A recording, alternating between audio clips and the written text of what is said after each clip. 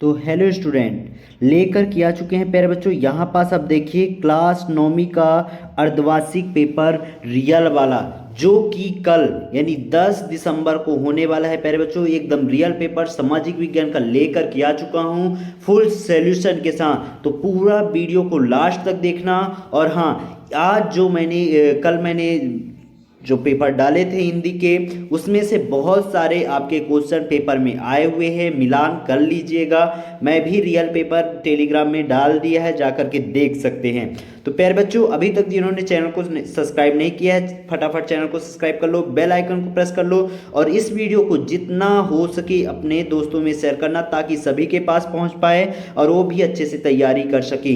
क्योंकि यही real paper है प्यारे बच्चों, 100%। क्या 100% ओरिजिनल पेपर है। तैयार कर लो, अभी भी समय है। ठीक, ये पूरा रियल पेपर है और चैनल को फटाफट सब्सक्राइब कर लेना, तभी आपको नेक्स्ट वीडियो मिलेगा। तो पहला क्वेश्चन क्या है, निम्नलिखित प्रश्नों के सही विकल्प चुन करके लिखना है। 6 नंबर के क्वेश्चन है प्यारे बच्चों। तो यहां पास पहला क्वेश्चन क्या है, भारत का क्षेत्रफल विश्व के कुल क्षेत्रफल का कितना प्रतिशत है। तो भारत का क्षेत्रफल विश्व लेवल पर पूछा गया है, तो 2.4% है भारत का क्षेत्रफल विश्व के आधार पर देखा जाए तो। ठीक, दूसरा क्वेश्चन क्या है, लोकतंत्र के लिए आवश्यक है धन बल, स्वतंत्रता और निष्पक्ष चुनाव, अशिक्षा या निरकुशलता। तो इसका आंसर होगा स्वतंत्रता और निष्पक्ष चुनाव। ठीक, अगला क्वेश्चन क्या है, भारतीय संविधान निर्माण में लगा समय। तो कितने वर्ष का संविधान बनाने में लगा, 2 वर्ष 11 माह 18 दिन, 4 वर्ष 11 माह 18 दिन, 15 वर्ष 11 माह 18 दिन या 3 वर्ष 11 माह 18 दिन। तो इसका करेक्ट ऑप्शन क्या होगा, इसका करेक्ट ऑप्शन होगा प्यारे बच्चों, क्या होगा, 2 वर्ष 11 माह 18 दिन लगा था संविधान बनाने के लिए। संविधान के कितने सदन होते हैं, 2, 3, 4 या 5। तो इसका आंसर होगा 2 सदन होते हैं। कितने सदन होते हैं, 2 सदन होते हैं। अगला क्वेश्चन क्या है प्यारे बच्चों, अगला क्वेश्चन यहाँ पास देखिए, एक विशेष अवधि में प्रति 1000 व्यक्तियों के पीछे मरने वाले की संख्या क्या कहलाती है। तो क्या कहलाती है, मरने वालों की संख्या मृत्यु दर, यदि जन्म लेने वाले होते तो जन्म दर कहलाता। ठीक, अगला क्वेश्चन क्या है, लोकतंत्र जनता के लिए, जनता के द्वारा जनता का शासन है। उपरोक्त कथन है, यानी किसके द्वारा कहा गया था, Abraham Lincoln, mister Charles Laski या प्रो गर्नर। तो इसका होगा अब्राहम लिंकन ने कहा था। ये कथन किसका है, अब्राहम लिंकन का है। तो इस तरीके से आपको ऑब्जेक्टिव के पूरे आंसर हमने बता दिए। तो यहाँ पास अब देखिए क्वेश्चन क्रमांक दूसरा क्या है, रिक्त स्थानों की पूर्ति कीजिए। 6 नंबर का क्वेश्चन है प्यारे बच्चों, एकदम रियल पेपर है आपके लिए, स्कूल से अभी चुरा करके जस्ट लाया हूँ। ठीक, तो पहला क्वेश्चन क्या है, भारतीय संविधान बनकर तैयार हुआ था। कब तैयार हुआ था भारतीय संविधान बनकर, तो यहाँ पास आपको मैं बता देता हूँ इसका आंसर, 26 जनवरी 1950 को। कब हुआ था, 26 जनवरी 1950 को हुआ था। ठीक, फिर अगला क्वेश्चन क्या है, अगला क्वेश्चन है पास देखिए, राज्यसभा का सभापति खालिस्तान होता है। राज्यसभा का सभापति उपराष्ट्रपति होता है। कौन होता है, उपराष्ट्रपति होता है। ठीक, फिर भूमि मापने की इकाई खालिस्तान कहलाती है। तो भूमि मापने की इकाई एकड़ कहलाती है। किस में नापा जाता है, एकड़ में।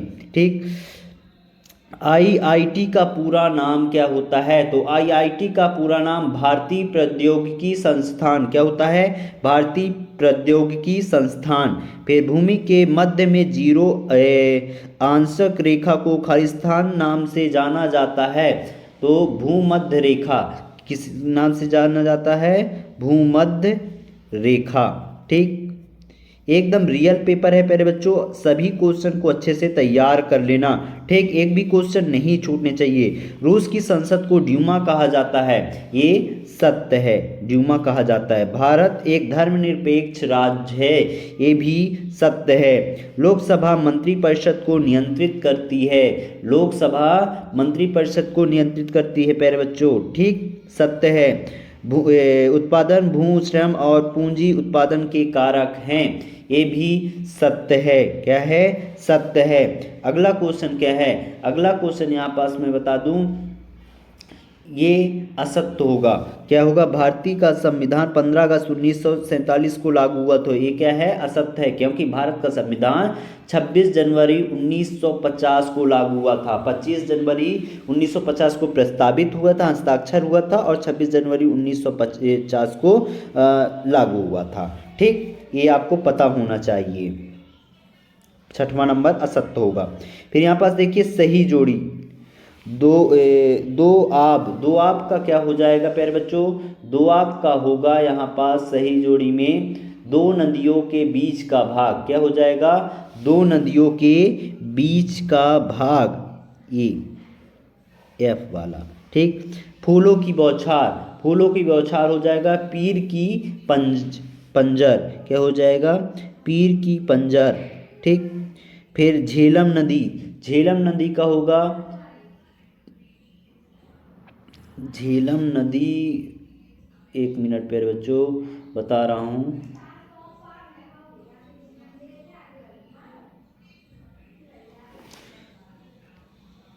सॉरी, फूलों का बौछार कहवा और झेलम नदी पीर पंजाब श्रेणी। क्या हो जाएगा? पीर पंजाब श्रेणी। राजेंद्र प्रसाद हो जाएगा। राजेंद्र प्रसाद का संविधान सभा के अध्यक्ष थे राजेंद्र प्रसाद। ठीक। हरित क्रांति के जनक किसे कहा जाता है? ये वाले एम स्वामीनाथन। आर्थिक विकास का हो जाएगा पूंजीवादी। ठीक। इस तरीके से आप सही जोड़ी का मिलान कर लीजिएगा। फिर अगला क्वेश्चन क्या है? प्रश्न क्रमांक 5वां है। निम्नलिखित प्रश्नों के उत्तर एक शब्द में या एक वाक्य में देना है। गोंडवाना भूखंड कहाँ स्थित है? तो गोंडवाना भूखंड कहाँ है? दक्षिण गोलार्ध में स्थित है। कहाँ स्थित है? दक्षिण अफ्रीका। गोंडवाना कहाँ स्थित है प्यारे बच्चों? इसका आंसर मैं बता दे रहा हूँ। अफ्रीका, दक्षिण अमेरिका, ऑस्ट्रेलिया और अंटार्कटिका में है। ठीक। फिर हीराकुंड बांध किस नदी पर बनाया गया है? तो महानदी पर। कहाँ? महानदी। ठीक। पेरू की धारा किस महासागर में चलती है? तो किस महासागर में? प्रशांत महासागर। प्रशांत महासागर। ठीक। अगला क्वेश्चन क्या है? फ्रांस में सेंसरशिप की समाप्ति कब की गई थी? तो कब की गई थी? इसका आंसर क्या होगा? सन 1789 ईस्वी में की गई थी। ठीक। मेरी एंटोनेट कौन थी? तो कौन थी? इसका क्या आंसर होगा? फ्रांस की रानी थी। कौन थी? फ्रांस की रानी थी।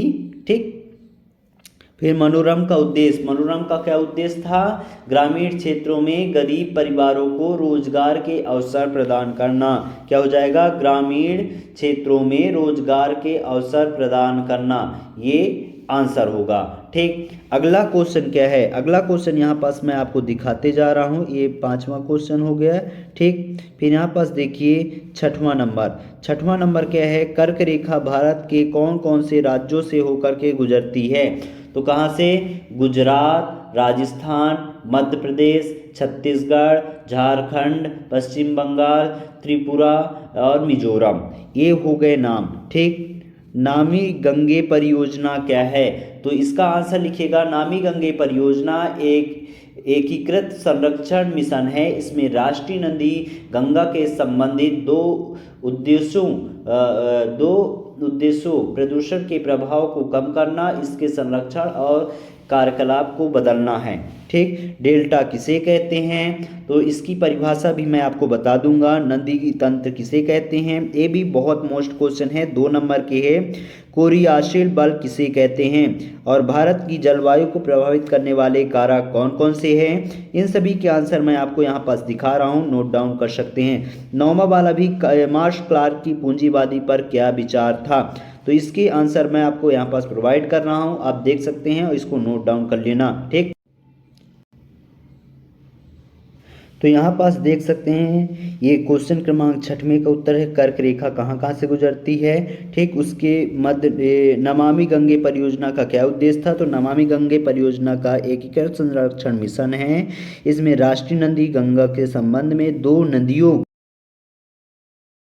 के लिए ये सब संरक्षण बनाई गई थी। ठीक, फिर क्वेश्चन क्रमांक 7वें का आंसर यहाँ पास देख सकते हैं, 7वें का आंसर भी यहाँ पास पूरा विधिवत दिया गया है। ठीक प्यारे बच्चों, क्वेश्चन क्रमांक 8वां, क्वेश्चन क्रमांक 8वें का आंसर यहाँ पास पूरा विधिवत दिया गया है, इसको आप नोट डाउन कर सकते हैं। और इसके अथवा में यहाँ पास आप देखिए, अथवा में आप देख सकते हैं ये वाला 8वें का, भारत की जलवायु को प्रभावित करने वाले कारक कौन कौन से हैं। 3 कारक यहाँ पास आपको बता दिए हैं, इसको आप नोट डाउन कर लेना। क्वेश्चन क्रमांक 9वें का आंसर यहाँ पास दिया गया है, इसको भी